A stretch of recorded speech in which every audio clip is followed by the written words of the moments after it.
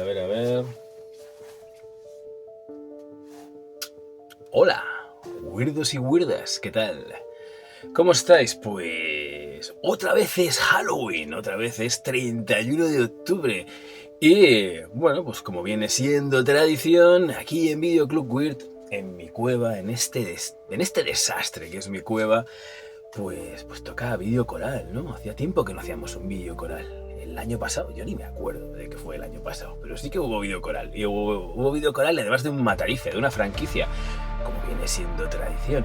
Así que, pues para estas fechas he tenido la suerte de poder contar con amigos, otros canales amigos y seguidores de este humilde canal, de este humilde rincón en YouTube, para hablar del asesino de las cuchillas, del asesino de la carapizza más famosa del séptimo arte, es decir, de Freddy Krueger. Este vídeo coral, qué tontería, si estáis viendo la miniatura seguramente, pero este vídeo coral está dedicado a Freddy Krueger, al asesino de las cuchillas, a ese asesino que te persigue en los sueños. Así que empiece la fiesta. Hola, abuelos y abuelas, soy sin gafas. y voy a iniciar el vídeo coral de Pesadilla antes de Navidad, ¿no? ¿No era esa la saga? Ay, no. Empezamos bien, era Pesadilla en Elm Street. Vale, pues Pesadilla en Elm Street de 1984, y no voy a hacer rimas, filmada por el maestro del terror Wes Craven. La película fue bastante mítica en muchos sentidos. Empezó a innovar dentro del género del slasher, cosa que era un género que ya estaba tan explotado desde Halloween que ya nadie se atrevía a hacer ninguna película de terror, ¿no? Pero a decir verdad, Craven estaba escribiendo el guión desde el año 81, inspirado en las muertes de refugiados asiáticos en Estados Unidos, ¿no? Que digamos que el horror de la guerra hizo que varias gente de esta etnia pues muriera estando durmiendo, y algo que se conoció como el síndrome de la muerte asiática. Bueno, todo esto estuvo avivado por las experiencias personales de Craven en su juventud. Se ve que una noche se cruzó con un sin techo que lo miró de manera siniestra y el tío se acojonó, ¿no? Y un poco pues el germen de Pesadilla en Elm Street está ahí también. Así que este cóctel molotov de ideas se plasmó en un libreto de 140 páginas que presentó el señor Craven a varias productoras de Hollywood, entre las cuales Walt Disney, que querían cambiar totalmente el guión, obviamente, para adaptarlo al público infantil. Algo que Craven dijo: no me toques el guión no se toca. Bueno, después de muchas peripecias, el guión acabó en una incipiente productora. De hecho no era productora aún, era distribuidora, que era New Line Cinema, propiedad de Robert Shane. Y al tipo este le gustó mucho el guión, aunque estaba en bancarrota, pero decidió apostar por el proyecto de Craven. Pero bueno, tuvo que buscar financiación, y algunos de los cuales cayeron en la fase de preproducción. Cuenta la leyenda que un chico yugoslavo acabó salvando la producción porque a su novia le gustaba mucho el cine. Bueno, las malas lenguas también dicen que la inspiración de Wes Craven tampoco es del todo original, porque este hombre impartía algunas materias en la Universidad de Clarkson, Nueva York, y el proyecto final de carrera de algunos estudiantes fue precisamente parodiar algunas de las películas de terror, y digamos que el señor Craven estaba en el momento adecuado, en el lugar adecuado. Bueno, da igual, inspiración de Craven, robar ideas, da igual. La cuestión es que la película acabó saliendo por $1,1 millón, que fue el presupuesto que tuvo Pesadilla en Elm Street, de los cuales no solo se recuperó el millón, sino que además hizo 56 más. Fue todo un éxito del año 84, lo que inspiró una saga de pelis que vamos a verlas todas en este vídeo coral. Y bueno, además de que se convirtió en una de las pelis más importantes de la historia del cine del género de slasher. La película fue un éxito y lanzó la carrera de sus protagonistas a niveles estratosféricos, empezando por Heather Langenkamp o Hannah, que bueno, esta mujer, pues aparte de las películas de pesadilla, hizo muchas otras, que ahora mismo no recuerdo. Y sobre todo por Robert Englund, que es el villano por excelencia de pelis de terror. Por cierto, este hombre salía en V también, no sé si os acordáis. Y por supuesto, como no, el señor Johnny Depp, que se estrenó con esta peli. No con Piratas del Caribe, como algunos de vosotros pensáis. A mí desde luego es la que más me gusta de toda la saga. Y yo que sé, escenas tan míticas como la de Geishas de sangre, o la que da vueltas la habitación, ¿no? Es la habitación la que da vueltas, no la chica, ¿no? La latina. Pues son escenas, son míticas no solo de la saga, sino del género slasher. Y para acabar, deciros que esta película es tan importante dentro de la historia del cine, está dentro de la biblioteca del Congreso de Estados Unidos. Ahí es nada. ¿Están las otras? ¿Verdad que no? Pues ya está. Y hasta aquí mi video comentario, saludando a mis compañeros, que seguro que os molará también lo que tengan que decir.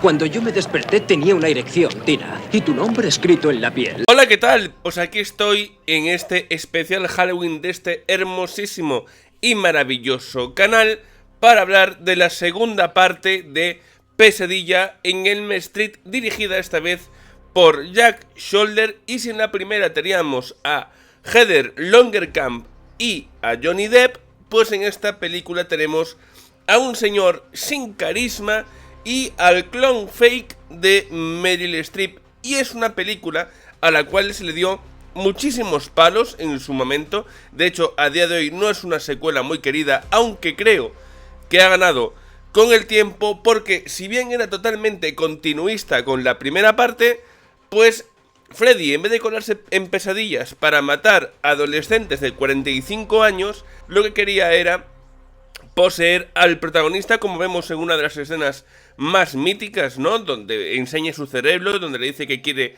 el cuerpo del prota para poder poseerlo.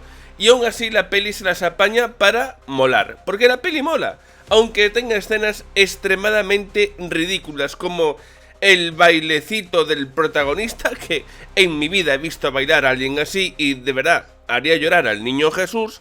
O el momento pájaro, hay un pájaro que explota, hay un pájaro que por su sangre tiene napalm, nitroglicerina, porque estalla. Esto es para que Michael Bay se hiciese una paja en su momento. Pero aún así, la peli, repito, se las apaña para molar. Tenemos escenas hiper mega molonas y otras que son vergüenza ajena, ¿no? Como el momento, el bar de ambiente, donde se encuentra al profesor de gimnasia, que parece una escena sacada de Loca que llama de policía. Pero también tiene otras que molan mucho. Por ejemplo, cuando el protagonista se empieza a convertir en Freddy Krueger delante del amigo, en la habitación del amigo, mientras este intenta buscar ayuda como puede, ¿no? Esa escena, pues la verdad que mola muchísimo. Y cómo olvidar también el clímax final, donde el protagonista convertido ya en Freddy Krueger pues va haciendo carne picada. Persona que se encuentra carne picada que se lleva para casa. Es simplemente maravilloso. Es una peli que dura muy poquito, 85 minutos, se pasa volando y que a mí me gusta más de lo que me gustó en su momento. El argumento es bastante interesante, no quisieron repetir lo mismo que en la primera parte y yo creo que le salió bastante bien. Por lo tanto, si tú me preguntas, Tito Hallen, ¿merece la pena ver esta película, esta parte de la saga? Yo te digo que sí, porque mola mucho. Así que yo creo que merece la pena, que ha aguantado bien el paso del tiempo y que es una digna secuela de la saga.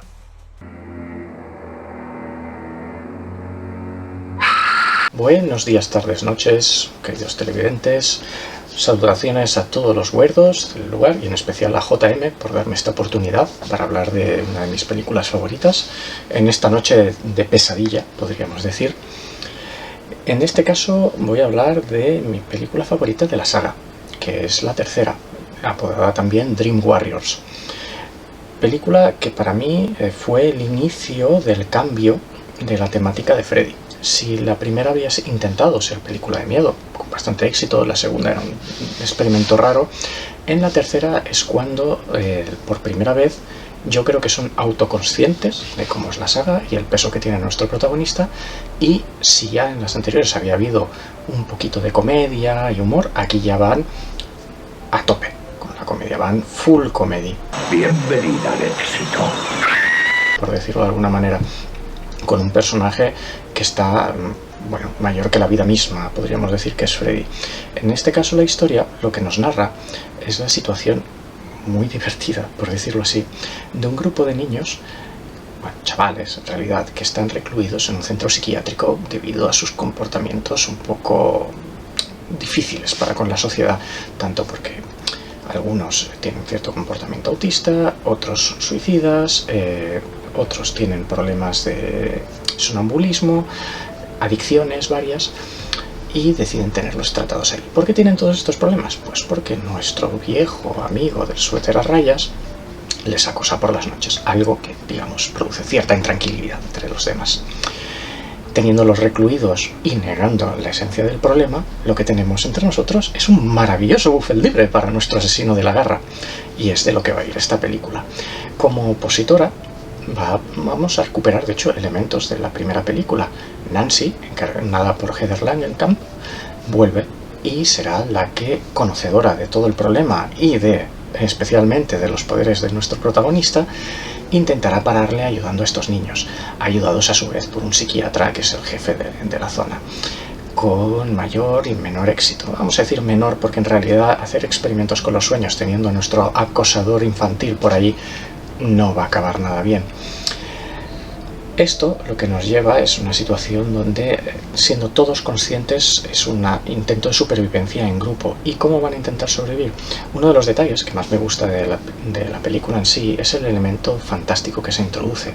Nuestros protagonistas, los jóvenes, no Nancy, la protagonista de la primera película, son jugadores de terror, que juegan a Dungeons and Dragons, y deciden, en un intento desesperado, proyectar su fantasía, su sueño, en el sueño causado por Freddy, lo que nos produce que Freddy se enfrente a un poderoso bárbaro, a una increíble ladrona, a un mago, de hecho, y bueno, como os podéis imaginar, es un bonito intento, queda muy bien, pero Freddy después dice: ¡ay, qué bonito! Lo habéis intentado, más suerte en la próxima vida, y a partir de ahí se producirá una masacre. Personalmente, las muertes que aparecen en la tercera película, porque esto es de lo que va la saga, de gente muriendo por culpa de sus sueños, son especialmente originales y muy truculentas. Personalmente, para mí la más dura es la de nuestro amigo sonámbulo cuando tiene el sueño de los cables, que lo mueven como si fuera una marioneta, que es especialmente duro de ver. Y por otro lado, la mejor escena sería el enfrentamiento entre Freddy y la ladrona, por decirlo así. Cuchillo contra garra. ¿Quién va a ganar? Bueno, pues gana la humanidad, porque al final Freddy lo da todo. Como detalle muy interesante de esta película es que justo esa escena produjo que hubo mucha gente que, al acabar la película y verla en los cines, escribieran cartas diciendo que gracias a ese personaje precisamente dejaran las drogas por el hecho de ver lo que ocurría. Este personaje es el Tarin, la drogadicta, encarnada por Jennifer Rubin, teniendo en cuenta que esta película tenía muchas caras nuevas, por decirlo así. Jennifer Rubin y Patricia Arquette era su primer papel. No contentos con eso, era la primera película que dirigía nuestro director, que es Chuck Russell, al cual le debemos The Blob, el remake de los años 80, y La Máscara, otra película que pobló mi infancia. Especialmente dura, entrando en la comedia, buen ritmo y además que tiene una duración que para mí es perfecta, que cuando siempre digo que las películas tienen que durar 90 minutos o menos, esta está en 96, lo cual hace que esté muy bien. Con lo cual, personalmente, os recomiendo encarecidamente que la veáis, porque es una reconexión con la primera película, soslayando los hechos que ocurrieron en la segunda. De hecho, Wes Craven siempre renegó de la segunda, no tuvo nada que ver. Y directamente dijo ya, mira, esto no ha existido, primera a la tercera y todos felices. Y eso que la segunda para mí no es mala película, pero ¿qué vamos a ver?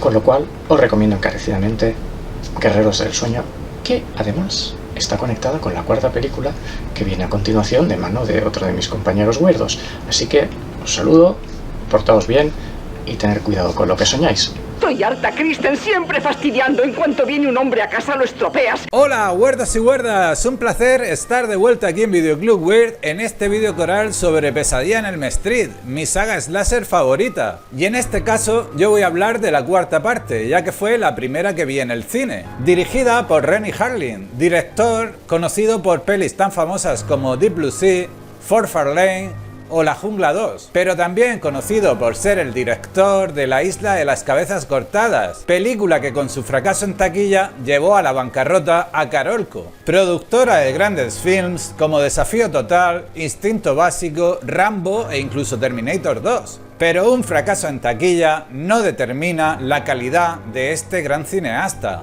que siendo este su segundo film ya denota maestría con planos atrevidos y originales que enfatizan el surrealismo y potencian el carácter onírico para hacer más inmersiva la experiencia. Aunque tampoco podía hacer milagros, ya que contaba con guionistas primerizos y actores poco experimentados, a excepción de Robert Englund, que ya había logrado fama con la serie V e interpretando a Freddy en las 3 primeras entregas. De hecho, antes de rodar esta peli, ya era habitual verlo de invitado en programas de televisión y festivales de cine, y con esta entrega de la saga no hizo más que consagrar su fama, ya que recaudó más que las 3 anteriores, colocándose en cuarta posición, siendo el remake la más taquillera, seguida por Freddy's vs. Jason y la sexta, La Pesadilla Final, que iría en tercer lugar en recaudación. Gracias al éxito de la anterior entrega, Pesadilla en Elm Street 3, Los Guerreros del Sueño, tanto la franquicia como su protagonista indiscutible, Freddy Krueger, estaban en plena cresta de la ola, y era de esperar que el presupuesto para esta cuarta entrega de la saga se incrementara. De hecho, llegó a costar el triple que la anterior, aunque no fue en el casting precisamente donde se iría gran parte del presupuesto de la película, ya que prescindieron tanto de Heather Langenkamp como de John Saxon, que junto con Robert Englund eran los actores con más caché de la saga. Incluso Patricia Arquette, que interpretaba a Kristen en la anterior, al estar embarazada tuvieron que cambiarla por la actriz y cantante Tuesday Knight, que también pondría la voz para Nightmare, el tema que abría la peli con los títulos de crédito. Si bien escatimaron tanto en casting como en director y guionistas, fue en los efectos especiales donde se iría la mayor parte del presupuesto. Un equipo a cargo de Screaming Matt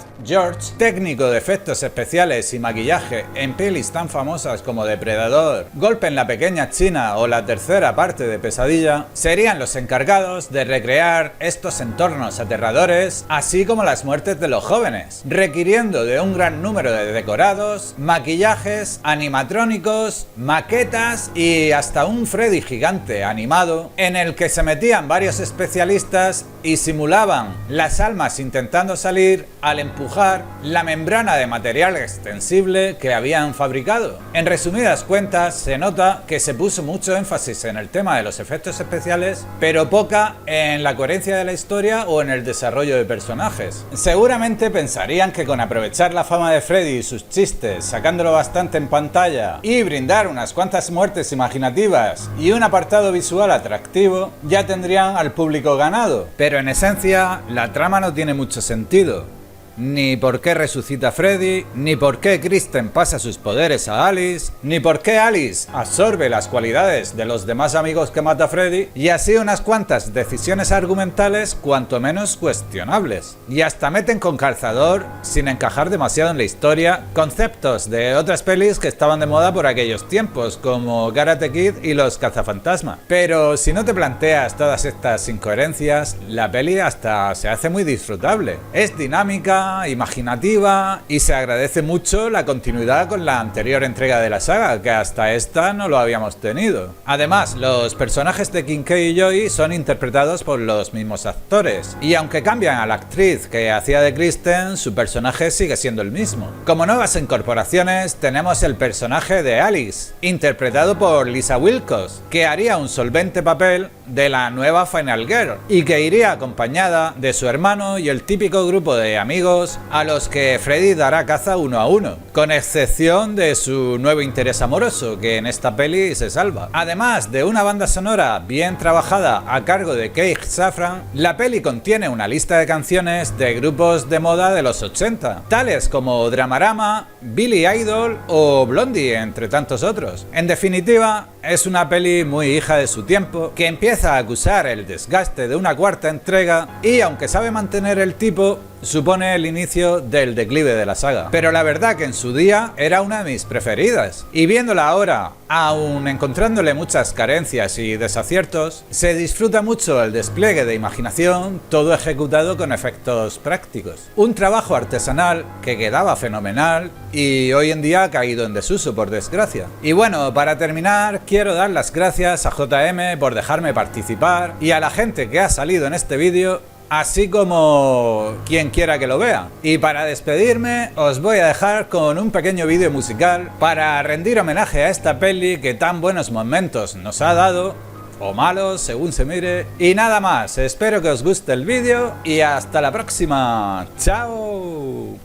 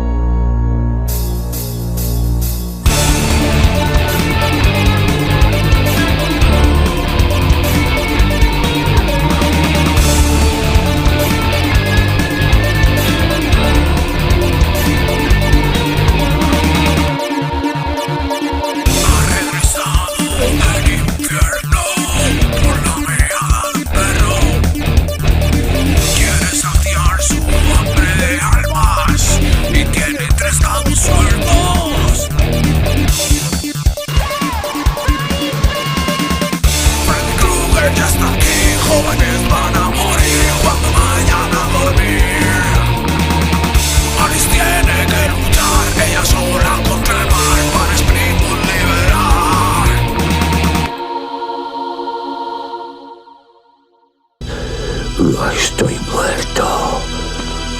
Después de que Pesadilla en Elm Street 3, Los Guerreros del Sueño, Dream Warriors, batía récords de taquilla dentro de los estándares, ¿no?, de una producción de terror independiente, pues solo año después, con el estreno de la cuarta entrega de las aventuras de Freddy Krueger, con Pesadilla en Elm Street 4, Dream Master, dirigida por Renny Harlin, bueno, pues aplastó las cifras de la tercera parte, ¿no?, de la parte favorita, ¿no?, de la peli favorita de muchos, ¿no?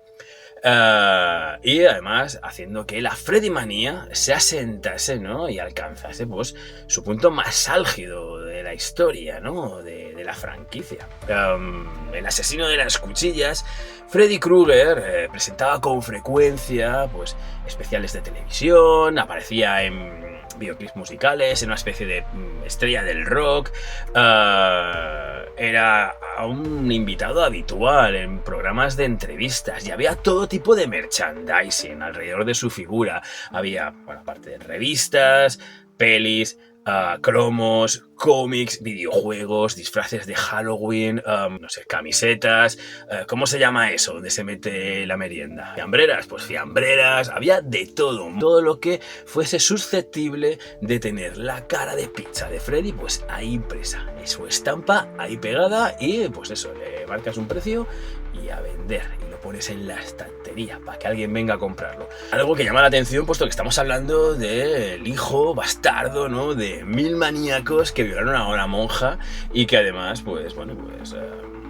asesinaba a niños. Por lo tanto, dado la gran popularidad del personaje, pues a nadie sorprendió, ¿no?, que este acabase siendo el protagonista de una serie sindicada. Ahora estáis en Springwood y sois míos. La cuarta entrega de las aventuras de Freddy apenas se había ido de las carteleras de cine cuando el 9 de octubre de 1988 se emitía por primera vez en televisión el episodio piloto de su serie. Las pesadillas de Freddy.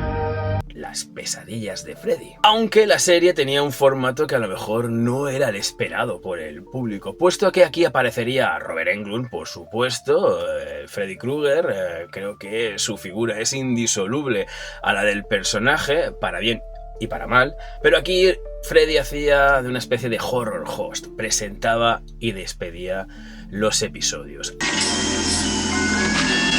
Los viejos hábitos no se dejan. Ya veréis cómo a nuestra canguro una sola no le bastará. Aunque es cierto que sería el protagonista de alguno de ellos. 44 episodios repartidos en 2 temporadas durante prácticamente 2 años de emisión, puesto que el último capítulo se emitiría en marzo de 1990. Y aunque Wes Craven no tuvo participación directa en esta serie producida por la New Line TV y distribuida por Lorimar, los productores se las arreglaron para que al menos en el episodio piloto hubiera alguien, un nombre importante del género fantástico y de terror detrás de las cámaras. Me estoy refiriendo en este caso al director de La Matanza de Texas, Tobe Hooper, pero un Tobe Hooper un poco en horas bajas, un Tobe Hooper que venía ya escaldado, venía de encadenar varios fracasos consecutivos en el seno de la Cannon Films, donde firmaría para 3 pelis y siendo uno de los más sonoros el de Life Force, aunque su remake de Invasores de Marte y la secuela de Las Aventuras de Caracuelo tampoco se quedaron atrás. Y Las Pesadillas de Freddy se promocionó en su momento como una especie de precuela de Pesadilla en Elm Street, una especie de serie que conectaría con el origen del personaje y lo acaecido en la primera película, la de 1984, dirigida por Wes Craven, aunque es cierto que también fue un producto para sacarle más el jugo al personaje y esto, un poco se fue un poco al garete. Aunque es cierto que en su primer episodio, en este primer episodio piloto, titulado como No More Mr. Nice Guy, aquí traducido como Se acabó de ir de bueno, dirigido por Tobe Hooper, como he comentado, era prácticamente una historia de origen. Aquí comenzaba el episodio en el tribunal, mientras estaban juzgando a Freddy, con un pase de diapositivas donde se veían fotos de las víctimas jóvenes, niños de entre 4 y 8 años de Freddy. Víctima número 7, el niño de 6 años Bobby Doyle. Pudo identificársele por su historial dental. Sin embargo, Freddy Krueger acaba saliendo indemne, puesto que el policía que le arrestó, el teniente Blocker, no le leyó los derechos, con lo que Freddy acaba siendo absuelto y sale por su propio pie del juzgado de Springwood, siendo un hombre libre y decidido a hacer el mal. Y por si no nos quedase claro que ese es Freddy, aquí Robert Englund aparece, en lugar de con el típico mono naranja que hemos visto en mogollón de pelis, aparece con su suéter típico, ¿no? El popular suéter de rayas rojas y verdes y, por supuesto, su característico sombrero que sostiene entre sus esposadas manos. Y animados tanto por el fiscal del distrito como por este teniente Blocker, el resto de padres damnificados irán en busca de Freddy, lo lincharán y, por supuesto, lo quemarán vivo. Pero esta noche, la ley está de vacaciones. Y ya en este episodio piloto encontramos, que la estructura básica de cada capítulo. Cada entrega se componía de 2 actos. Aquí tenemos un acto en el que vemos el origen de Freddy Krueger, ¿no? Cómo es juzgado, cómo sale indemne, cómo los padres lo queman, y luego un segundo acto donde Freddy, ya convertido en Boogeyman, en hombre del saco, acosa y asesina al policía que le dio arresto. Algo bastante en consonancia con las películas, pero que aquí ya vemos, que el tono y la forma general de la serie.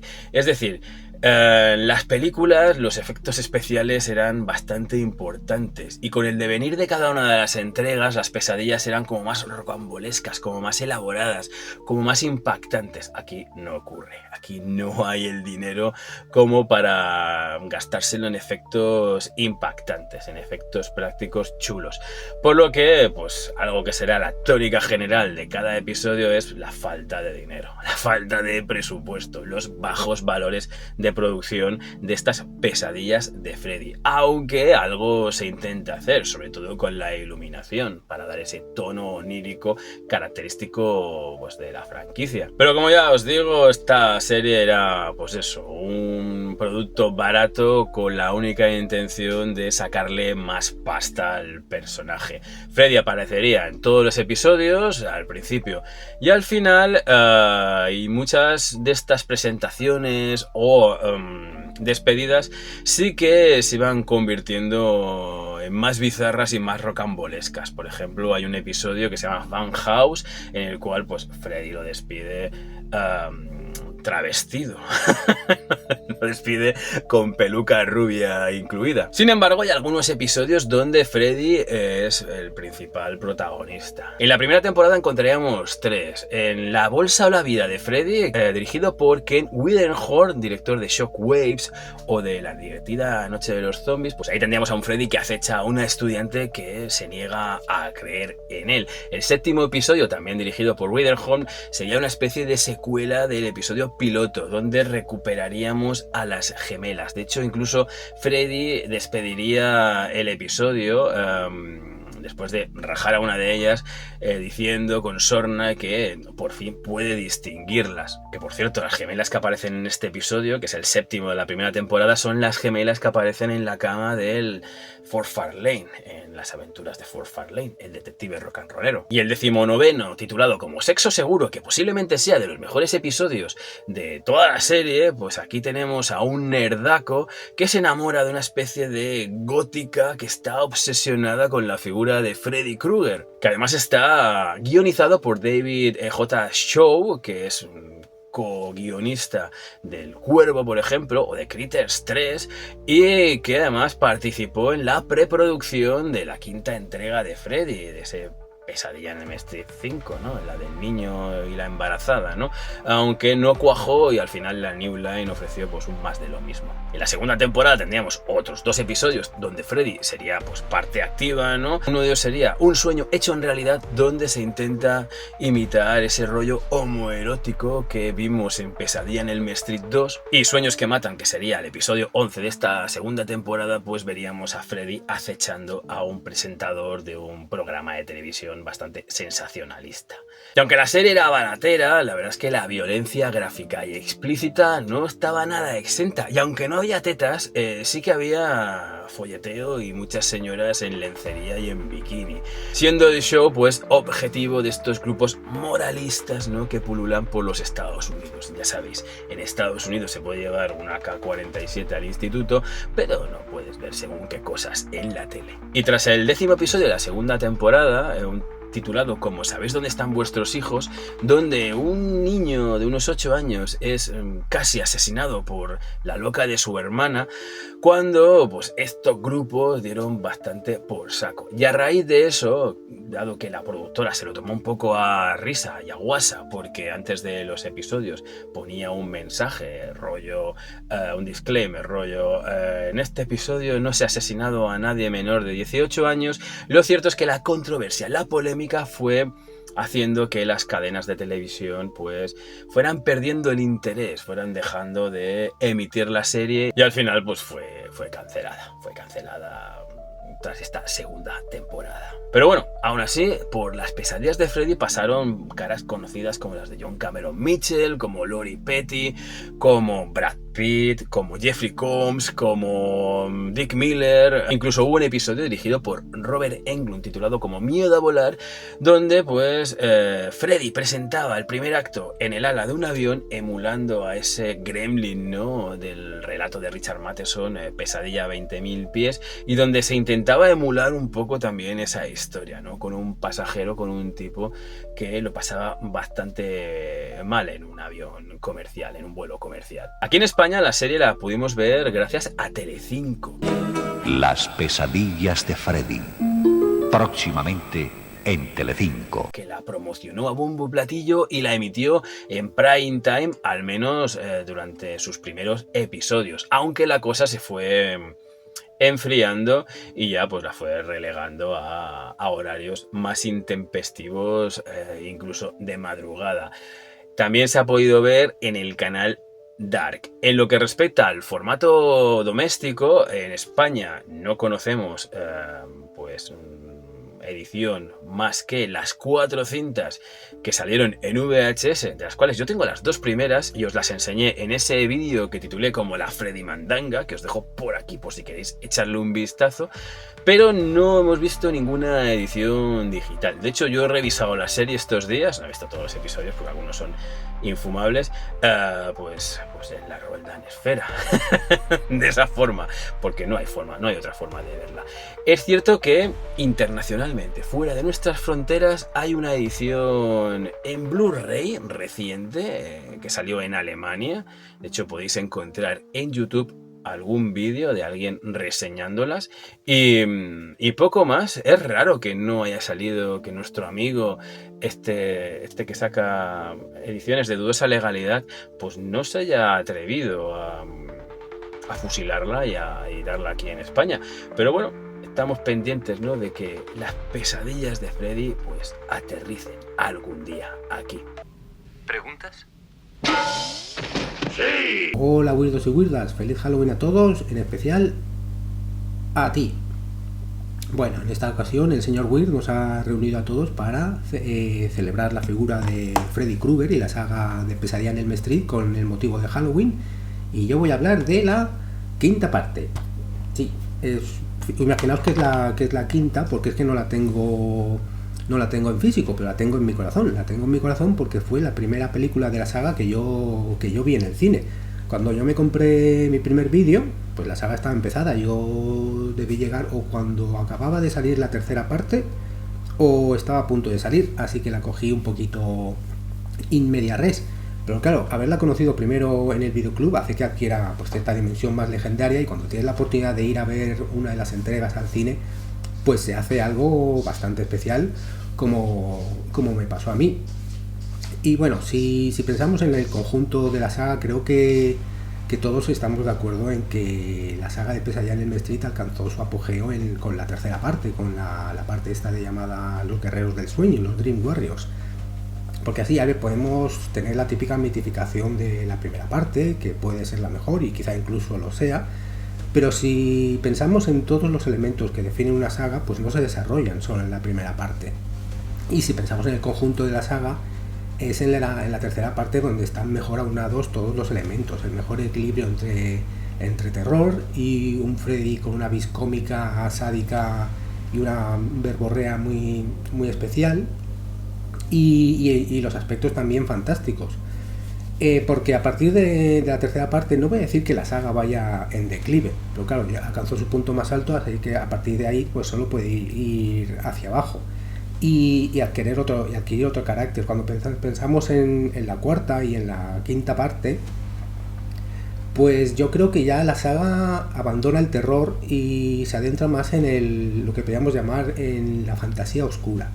Es decir, el objetivo ya no es tanto asustar al espectador y como incomodarlo, sino más bien como fascinarlo y alucinarlo por los lugares a los que te lleva, siempre dentro del género de terror, pero digamos que el propósito ya no es tanto el miedo, sino construir eso, una mitología, una sensación de impacto, de fascinación por el hecho de adentrarte en otros mundos que sí son peligrosos, pero también son emocionantes. Y aquí, y en este punto, pues la figura de Freddy, que es un poquito el maestro de ceremonias que nos lleva por estos lares oníricos, pues es más una estrella de rock, por así decirlo, que una figura, que un monstruo, que algo que tenga el mero objetivo de crear miedo.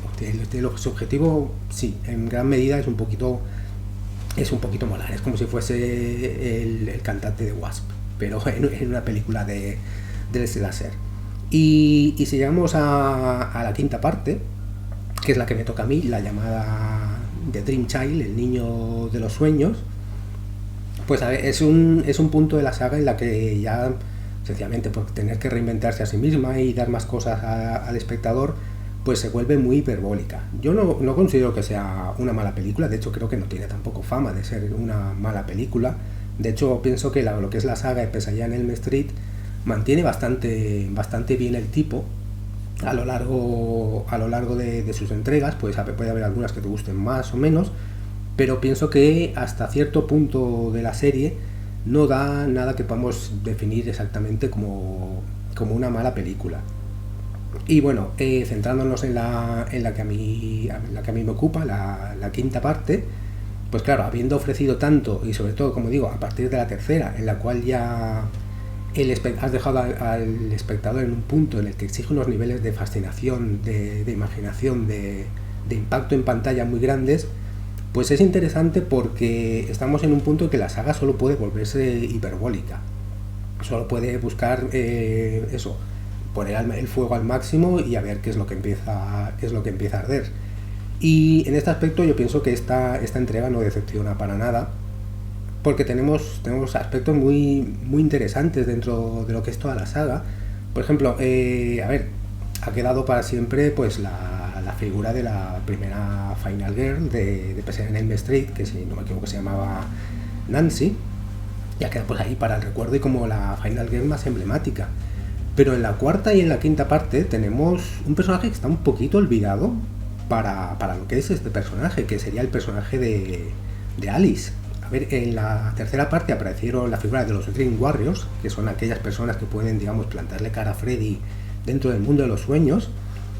Y Alice no es que sea un Dream Warrior, es que es el Dream Warrior definitivo. Es la Dream Master, como se titula la cuarta parte. Y para lo que es esta chica, y tengo en cuenta que no solo venció a Freddy 2 veces, sino que Freddy no la consiguió vencer a ella nunca, digamos, el mundo de los sueños le pertenece a ella más que a Freddy.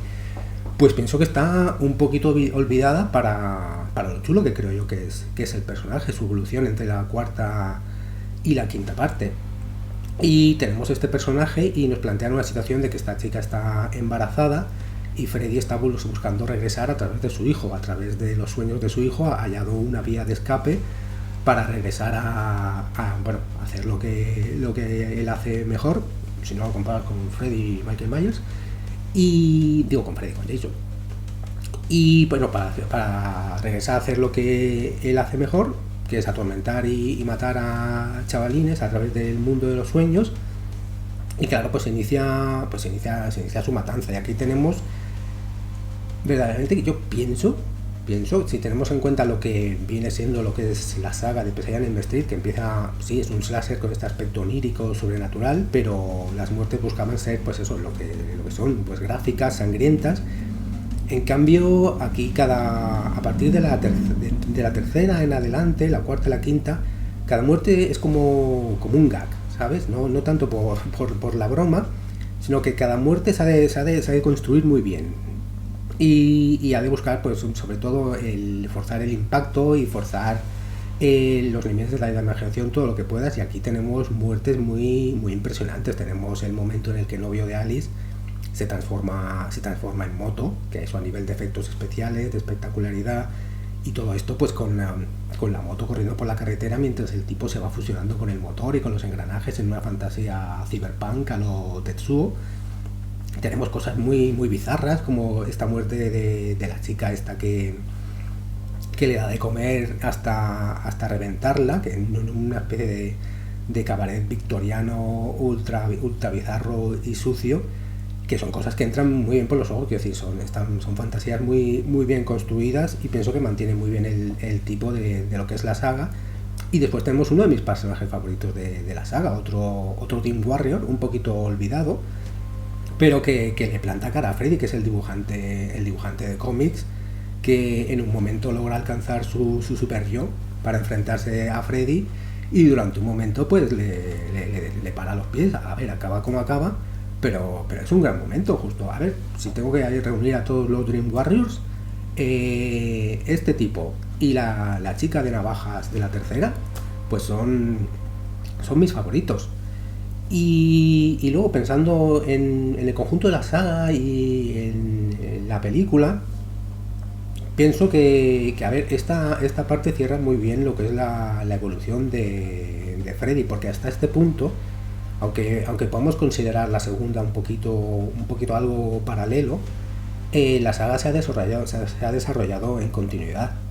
Desarrollando el personaje de Freddy, el de sus porqués, el de dónde viene, por qué hace lo que hace y qué le da sus habilidades, hasta este punto en el que intenta de alguna manera regresar al mundo de los vivos. Introducen al personaje de la madre, y yo pienso que argumentalmente esta entrega le da un buen cierre a toda la saga, porque si tenemos que ser sinceros, con esta película se cierra la saga. Como digo, si la miramos en continuidad desde la primera hasta esta parte, aún así la segunda, aunque no incluya los personajes que conocemos, es algo que podría haber pasado en continuidad dentro de lo que es la saga de Pesadilla en Elm Street y Freddy Krueger. Si seguimos la saga en continuidad de la primera hasta esta quinta parte, pues no hay interrupciones, no pasa como en Halloween o como con Viernes 13, que Viernes 13 se puede considerar en cierto modo episódica. No siempre necesitan tener una relación las unas con las otras, pero el mérito que tiene Pesadilla en Elm Street es que hasta este punto se intenta mantener en continuidad y llevar a los personajes a un clímax, y yo pienso que si lo dejamos aquí, la saga queda bastante bien cerrada. No hay un final de los típicos que te dicen de alguna manera Freddy sigue ahí, o hay un poquito, pero muy muy sutil.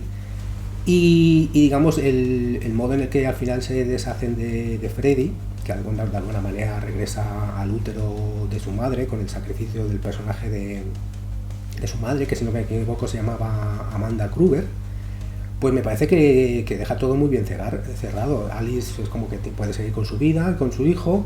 Freddy parece que ya de alguna manera ha acabado.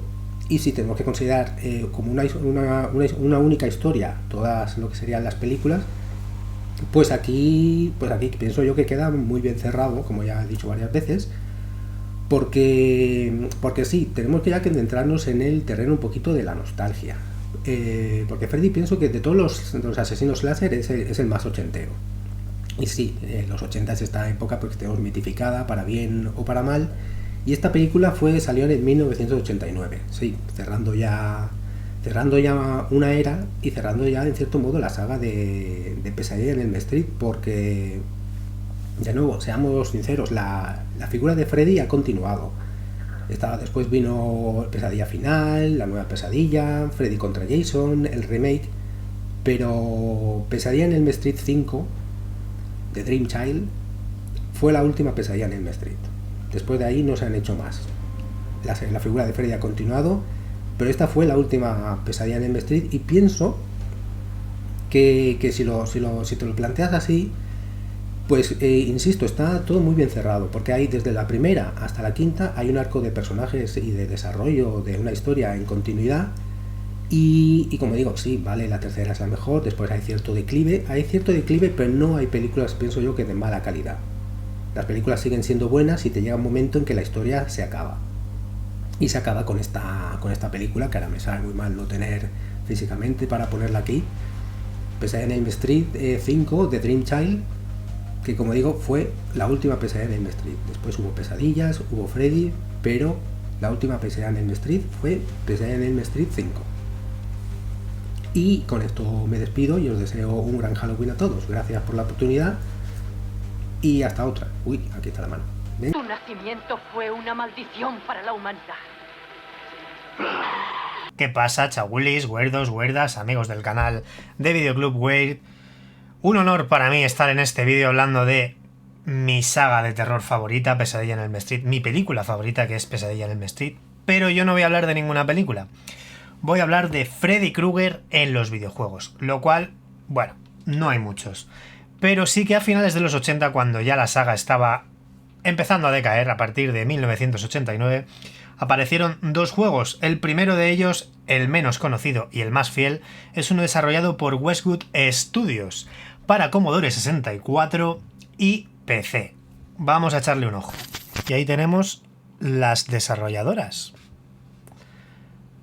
Espectacular intro, Pesadilla en Elm Street, año 1989. Y fijaos, fijaos este Freddy pixelado, como mola. Vale, empezamos una nueva partida.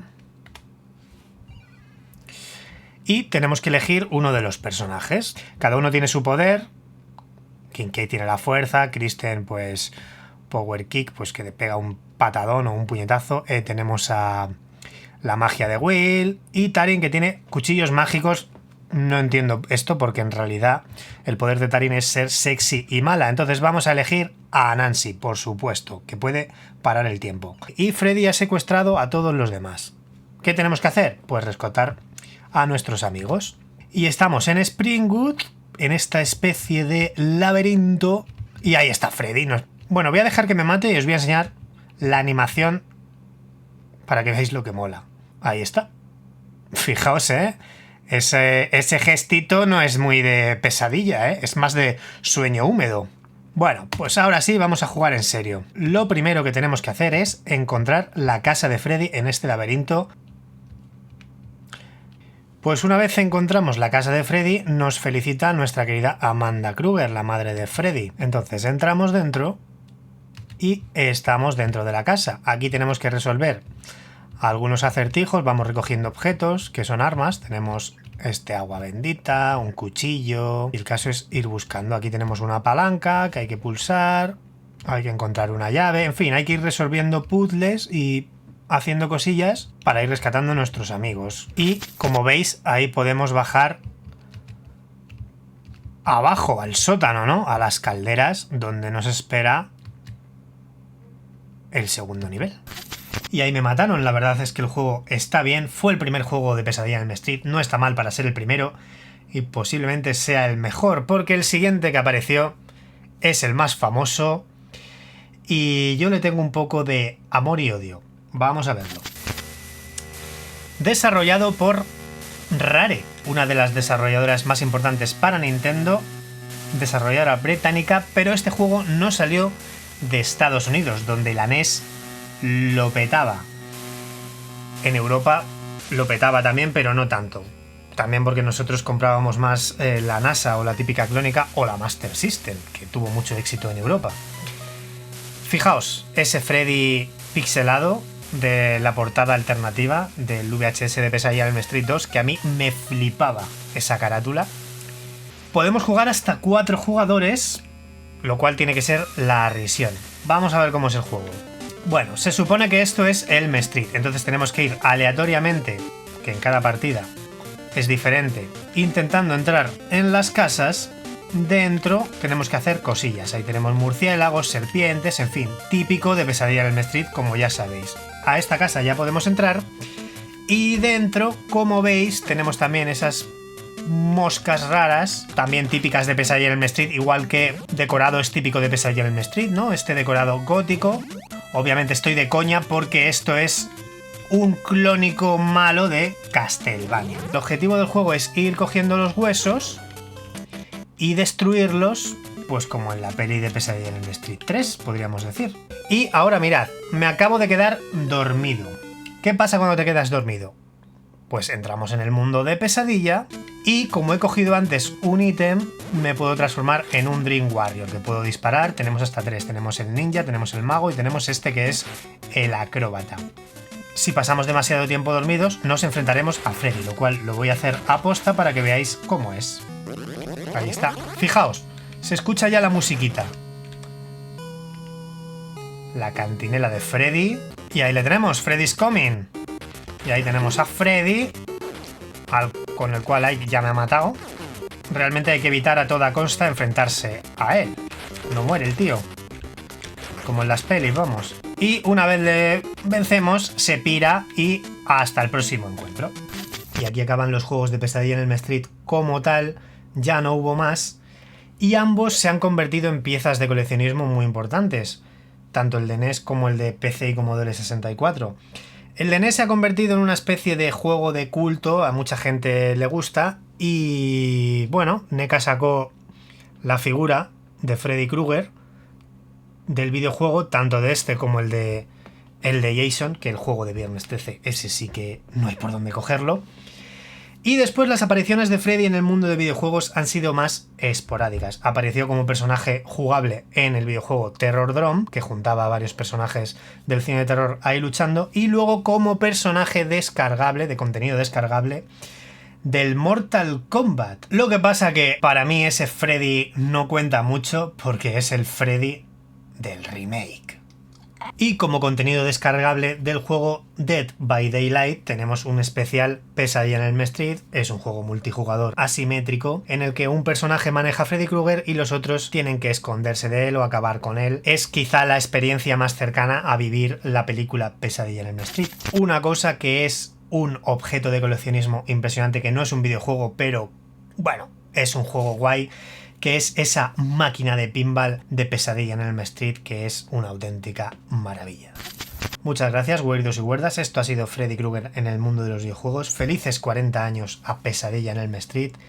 Y que volvamos a tener pronto a Freddy Krueger en la gran pantalla, a ser posible con Robert Englund. ¡Te atraparé, querido, y a tu pequeña alma también! Hola, güerdos, y bienvenidos un año más a el especial de Halloween. Como no podía ser de otra forma, este año toca hablar de uno de los iconos del terror.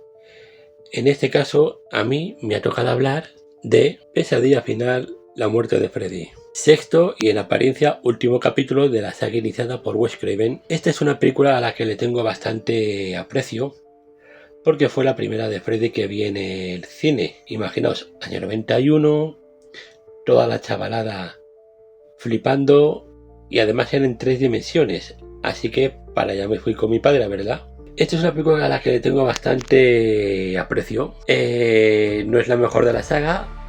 Para mí la mejor son los capítulos 1, 3 y 4. Pero le tengo cariño. Las muertes son ingeniosas, sobre todo las de Carlos Spencer. Y luego además tiene el sentido del humor de Freddy, bastante cabroncete y un humor bastante negro. Sentido del humor que Freddy ya venía explotando desde la tercera y la cuarta parte de la saga. Hay películas que pueden ser mejores o peores, y Pesadilla Final, cierto es que no es de la mejor de la saga, pero sí que tiene bastantes cosas a destacar. Yo recomiendo esta película porque está bastante entretenida, dura lo que tiene que durar, cerca de 1 hora y media, y cumple con su objetivo, que no es otro que es de hacer pasar un buen rato a todos aquellos que se acerquen a verla. Mi nota para esta, si tuve que hablar de la nostalgia, sería un notable alto. Siendo justos, pese a que Final Fantasy no llega al 5, para mí es un 5,5, un 6. No es la mejor peli de la saga, pero como ya he dicho, tiene elementos. Y además el factor 3 dimensiones con las gafas, con los colores rojo y azul, le hace sumar puntos. Así pues, es una película que yo recomiendo ver si sois completistas de la saga. Y poco más. Ahora dejo con mi compañero, que os hablará del episodio número 7. Hola gordos, guardas, ¿cómo estáis? Yo como siempre encantado de pasar por aquí para hablar de una de mis películas favoritas de la saga de Elm Street. Por cierto, no sé si sabéis que el nombre de la calle se eligió porque es el nombre de calle más popular en los Estados Unidos. Nosotros ya conocíamos a Freddy Krueger, ya sabíamos lo que era capaz de hacer, nos había mostrado durante todas sus películas todo tipo de perrerías con las que atemorizaba a los zagales, película tras película, y esto se estaba convirtiendo ya en algo repetitivo. Así que en el año 1994 Wes Craven trató de revitalizar la franquicia dándonos un nuevo Freddy algo diferente. En esta ocasión, en la nueva Pesadilla de Wes Craven, la realidad y la ficción se van a mezclar peligrosamente, y la cuarta pared no es que se cruce, es que se derrumba absolutamente para situarnos en un universo en el que los actores protagonistas de la primera versión de Elm Street van a volver, pero en esta ocasión interpretándose a sí mismos. O bueno, si lo pensamos bien, haciendo un doble papel. Por una parte se van a interpretar a sí mismos en la película y por otra parte tendrán que hacer el rol que ocuparon en la primera parte de Elm Street. Así, Heather Langenkamp se convertirá de nuevo en la protagonista de la película. Nuestra querida Nancy va a volver a enfrentarse a Freddy, pero esta vez en un mundo mucho más real.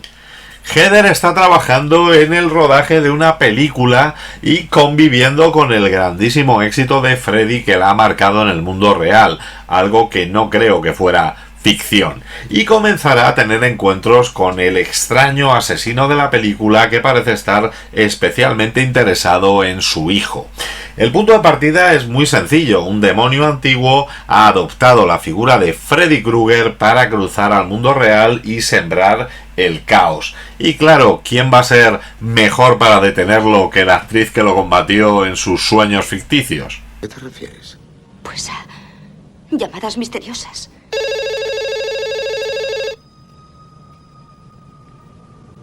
O pesadillas.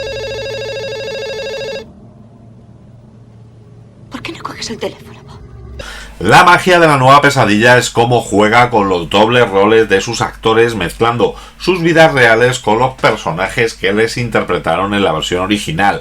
Heather Langenkamp no solo es una versión de sí misma, sino que cuando el caos se desata se va a convertir de nuevo en Nancy. Lo mismo que va a ocurrir con John Saxon, que será el actor amigo de Heather en alguna de las escenas y su padre cuando se desata el caos y nos movemos en el mundo de ficción.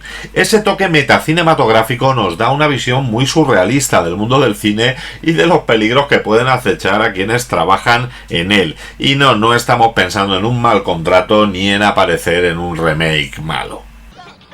Y si tanto te preocupa, llévale a que le vea un médico. Verás cómo todo irá bien. No lo dirás solo para ayudar a una amiga loca, ¿verdad? El comportamiento de Dylan es comprensible. Uno de los personajes más disfrutables en esta doble versión será Robert Englund, el cual no solo va a ser como siempre un fenomenal Freddy Krueger, sino que también va a ser Robert Englund, un personaje que va a dar una contraposición adorable. Robert va a ser una persona amable, humana, muy interesado en el arte, le vamos a ver pintando cuadros, siendo encantador, mientras que Freddy, el monstruo de la pesadilla, va a seguir siendo el mismo asesino de siempre.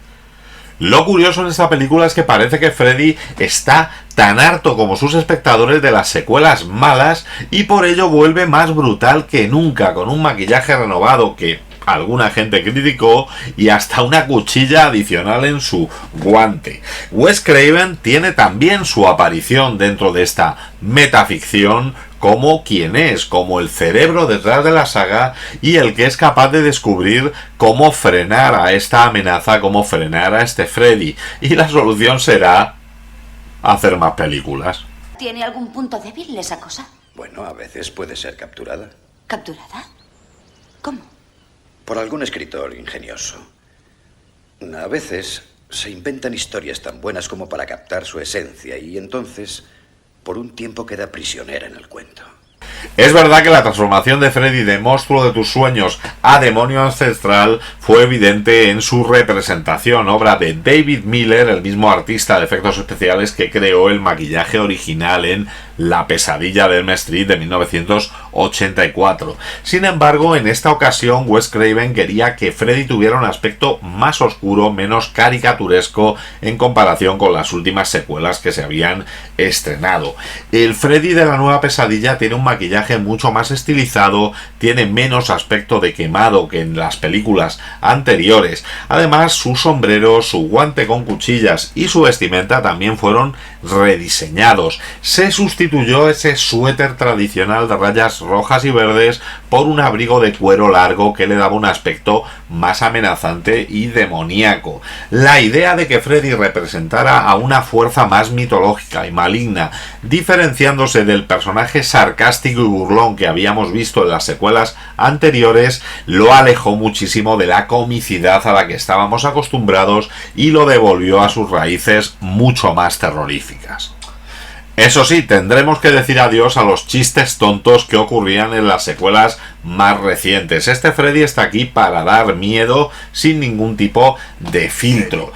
Esta película funcionaba un poco como redención del personaje, le quería devolver una dignidad que en algunas entregas previas le había convertido un poquito en un payaso asesino más que en una amenaza real. La gran pregunta es, ¿por qué esta película destaca dentro de la franquicia de Elm Street? Y bueno, la respuesta fácil es decir que es la película más inteligente de la saga. Wes Craven se reinventa y nos da una reflexión sobre el cine de terror en sí mismo. La película es a la vez un homenaje y una crítica en la que nos preguntamos cómo afectan las películas de terror tanto a los creadores como a los espectadores. Es como si Wes Craven dijera, vamos a ver, yo creé este monstruo, pero este monstruo salió de mi control y lo que ocurre cuando sale de mi control es algo impredecible. Le devolvió la dignidad a Freddy y además nos dejó pensando en qué significa en realidad el miedo. Porque, ¿qué da más miedo? ¿Freddy en tus sueños o la posibilidad de que un personaje de ficción cobre vida? Así que bueno, si te sientes valiente le puedes dar una oportunidad a esta película que sin duda no te va a dar miedo a quedarte dormido, sino que a lo mejor te hace mirar 2 veces hacia atrás cuando salgas del cine, porque en esta ocasión Freddy podría estar siguiéndote. Y bueno, muchas gracias Jota por invitarme a uno de estos vídeos corales que tanto nos gustan. Nos vemos pronto, que ahora os tengo que dejar porque me ha parecido oír rascar con algo en el pasillo y no sé qué podrá ser. ¿El de la garra? Es de él de quien tiene miedo.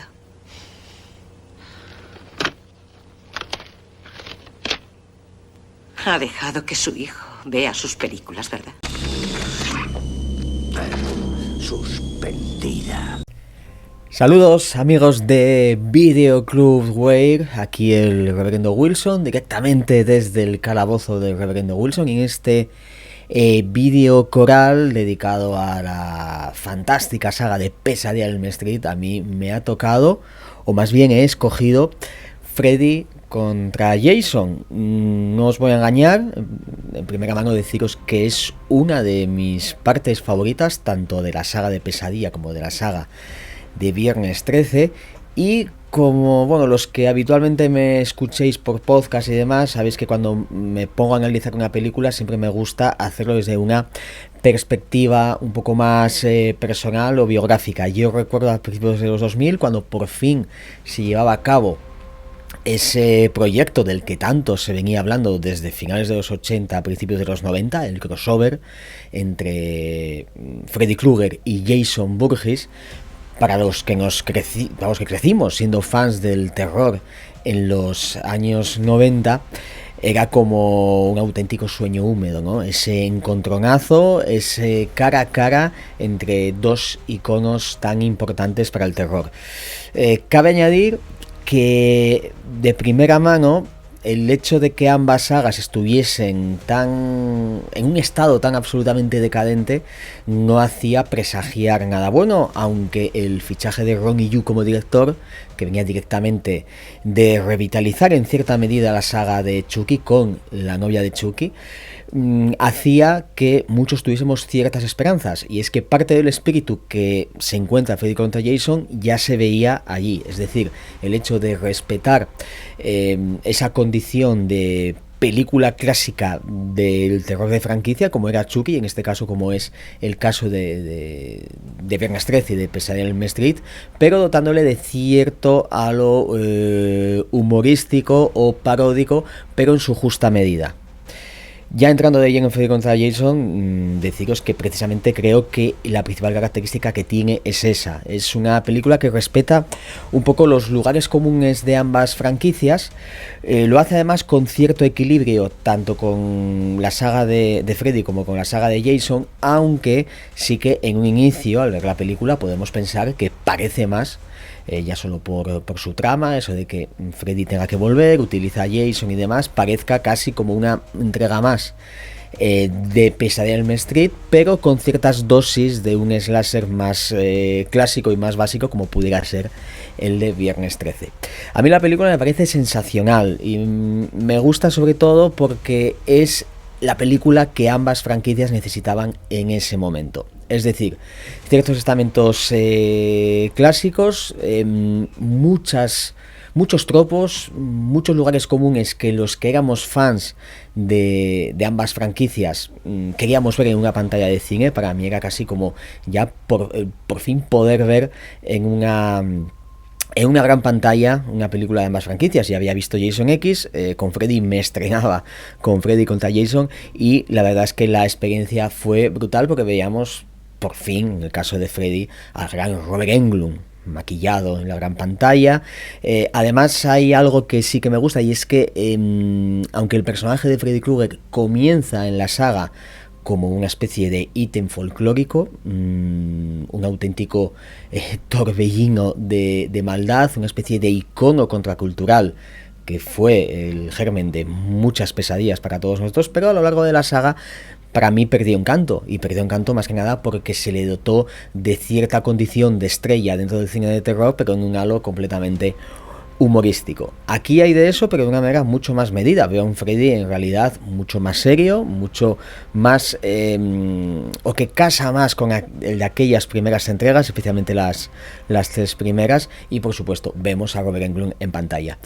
Creo que el equilibrio es la principal valía que tiene la película, el equilibrio entre el repescar ambas franquicias, el equilibrio de esa gran condición de épica hacia el terror cada vez que Freddy Krueger aparece en pantalla, cada vez que Jason Voorhees alza el machete, y es un fanservice pero bien entendido y con unos conceptos bastante claros a la hora de, bueno, estamos a principios de los 2000, no sé si es ahora mismo año 2003, 2004 en el que se estrenó la película, y veníamos muy a rebufo de los 90, hay que verlo un poco desde esa perspectiva, ¿no? Del cómo el slasher en realidad ya estaba en una especie de desgaste después de su segunda ola, pero aquí encima con la felicidad que teníamos a ciertos iconos de vuelta, pero bajo el espíritu más bien de ese campo de cultivo en el que crecieron, que fueron los años 80.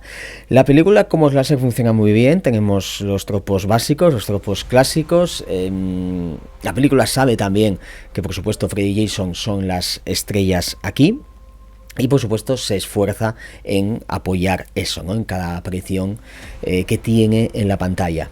También me gusta mucho el reparto, ya que, por ejemplo, a mí siempre me ha gustado reivindicar aquí la figura de Mónica Aquina como Final Girl, porque sí que repesca un poco ciertas características clásicas de las Final Girl de los primeros tiempos del slasher en los 70 y más especialmente en los años 80. Yo siempre lamenté no verla más en el terror, porque creo que poco después se hizo el remake de Night of the Demons, pero dentro del cine de terror, o al menos del cine de terror con cierto estado, no la hemos vuelto a ver, y aquí la verdad es que es un contrapunto hacia Freddy, entre la dulzura que pueda tener una Final Girl, esa inocencia que también se da a este ítem tan clásico del slasher, se contrapone con la ferocidad con la que vemos aquí a Freddy Krueger.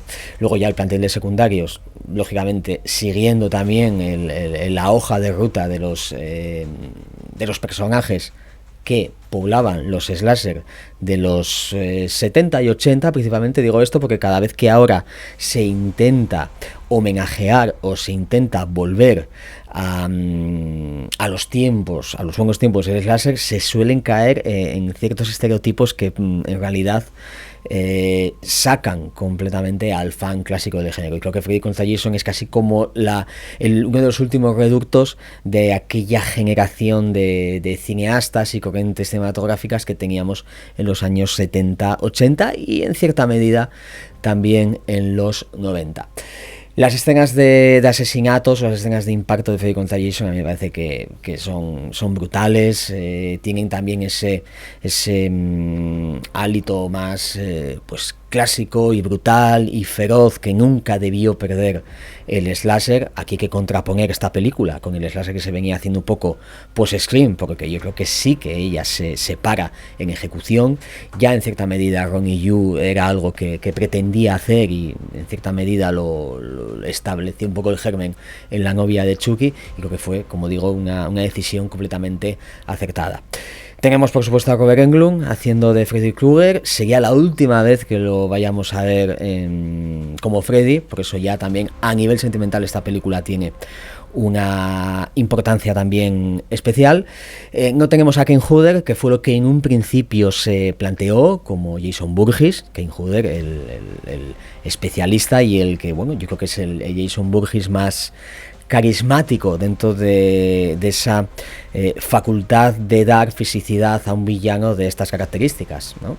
Iba a ser él, finalmente no, es Ken Kirsinger se llama el también especialista que aquí está como Jason, que si no recuerdo mal en una de las películas predecesoras de Viernes 13 había sido doble de acción de Ken Hodder, o sea, aquí el especialista del especialista, ¿no?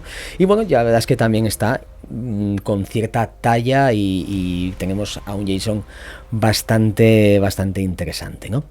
En definitiva, para mí es un absoluto clásico, un buen equilibrio entre ambas sagas y más especialmente un buen equilibrio entre lo que tiene que ser un slasher en sus condiciones más clásicas, con un halo humorístico y en cierta medida con una parodia muy contenida, especialmente esto se nota en el último tramo de la película, pero que es algo a lo que hay que aferrarse cuando te pones a hacer una película llamada Freddy contra Jason, que era una película necesaria. Se deberían haber hecho muchas más de este tipo. Aquí sí, como siempre, entran un poco los problemas de derechos, el poco acuerdo entre las distribuidoras o bueno, mejor dicho, las compañías que tienen los derechos de cada uno de los personajes, pero en su momento fue en cierta medida éxito esta película y se habló de que se podían mezclar con Ash de Evil Dead, con Leatherface, es decir, podíamos haber tenido una especie de universo Marvel, pero de esteas del terror, ¿no? Y seguramente nos hubiese dado bastantes más alegrías de lo que nos da hoy en día el universo Marvel y todas esas cosas que han salido un poco a rebufo de él. Hasta siempre, amigos. ¿Te has quedado dormida? ¿Cómo estáis? Lo primero, muchas gracias por dejarme participar en este vídeo coral para Halloween del Videoclub Weird, este año dedicado a Pesadilla en Elm Street. Me ha tocado sin duda pues la menos querida por los fans, diciéndolo suavemente, que es el remake que se realizó en 2010, titulado en España Pesadilla en Elm Street, El Origen. Y no puedo mentir, cuando fui a verla al cine no me gustó nada, salí del cine horrorizado, seguramente porque tenía en la cabeza todo el tiempo la genial película original de Wes Craven y las comparaciones son odiosas. Vista ahora, 14 años después, no puedo decir que sea una mala película, la he visto 2 veces sin ningún problema, no es una película que aburra en ningún momento. No en vano, detrás del proyecto, en la producción, estaba Michael Bay, que en el año 2004 había triunfado con el remake de La Matanza de Texas y posteriormente con su precuela, y eran años de buenos remakes de cine de terror, como Las Colinas Tienen Ojos o su secuela del Retorno de los Malditos. También tuvimos el Piraña 3D de Alexandre Aja, y se escogió para dirigirla a un debutante en el cine de ficción, largometraje de ficción, como fue Samuel Bayer, que había dirigido un documental de Green Day en el 2005 y que sí que había triunfado en el mundo del videoclip con videoclips tan icónicos como Smells Like Teen Spirit de Nirvana, El Zombie de Cranberries y mi preferido, el Coma White de Marilyn Manson. Asimismo, en el guionista había brillado en los años 90. Wedgie Stick había realizado el guión de películas como Arachnofobia, Lobo, la protagonizada por Jack Nicholson, o nada más y nada menos que El Cabo del Miedo, o una película que triunfó mucho en el videoclub de finales de los 90, que fue Regreso al Paraíso. Casting que fue muy criticado en su época porque decía que estaba lleno de nuevas caras, que eran caras desconocidas, que no tenían carisma. La verdad que no estuvo nada mal, porque cierto es que nos dejaba Robert Englund, se iba a la franquicia, pero el protagonista, Jackie Earle Haley, acababa de hacer hace un par de años la interpretación de Rorschach en el Watchmen de Zack Snyder, y los fans estaban locos de que fuera el Freddy Krueger. Como Nancy teníamos a Rooney Mara, que sí es verdad que el papel que tiene en la película quizá es un poco soso en comparación sobre todo con la Nancy original. Es la actriz que más ha triunfado a posteriori. Ya al año siguiente fue coprotagonista de la saga Millennium junto a Daniel Craig, y bueno, ha sido protagonista, por ejemplo, de A Ghost Story, o ha compartido cartel en El Callejón de las Almas Perdidas. Haciendo de su madre teníamos a Connie Britton, que al año siguiente se haría famosa a nivel mundial con la primera temporada de American Horror Story. También tenemos a Katie Cassidy, que es una gran screen queen, que 4 años antes había protagonizado el remake de Black Christmas, y que se pega un grito brutal en la escena en que se queda dormida en el colegio, que os recomiendo que veáis en versión original. Pues con un reparto competente, con una buena producción, con un respeto por el maquillaje tradicional y también uso de recursos tradicionales como el fuego real, que luce mucho. Sin embargo, y teniendo buenas escenas sangrientas, de gore, como la escena de apertura, y alguna escena visualmente nueva muy potente, como cuando irrumpe Freddy Krueger en la farmacia y las estanterías de la farmacia se fusionan con los tubos de la sala de calderas. Sin embargo, hay algo que chirría. Por un lado, las mejores escenas de muertes de la película son copias de la original, pero rebajadas, bastante light, no se atreven a llegar más allá, por ejemplo en la escena de la bañera. Y yo lo que le veo que hace que sea buena película, o una película por lo menos pasable, y un mal slasher, es el tono que le quieren dar, para mi gusto, demasiado serio, demasiado adulto. No pega con el espíritu adolescente del slasher y de la franquicia. Quieren dar, no sé, demasiado esa comparativa de Freddy Krueger con el Bautista de Hamelin, aunque tiene buenas ideas novedosas, como la introducción de los microsueños, en los que, aunque no estés dormido, tu cerebro, para que descanses, te va a meter en el sueño directamente, con lo cual Freddy puede aparecer y acabar contigo. Hay algo ahí al final que le falta, y ese espíritu gamberro, socarrón, esos chascarrillos que soltaba Freddy Krueger. Hay cero erotismo en la película, es muy mojigata en ese sentido, y el slasher era todo lo contrario. Y yo creo que es lo que al final ha hecho que sea un fracaso, que no gustase a los fans, porque en definitiva ni Samuel Bayer ha dirigido ninguna película más, ni ha habido más películas de la franquicia. De todas formas, ya os digo, me alegro de que exista, es una película más al final de la franquicia, y quién sabe, en cualquier momento Freddy puede volver a aparecer en tus pesadillas.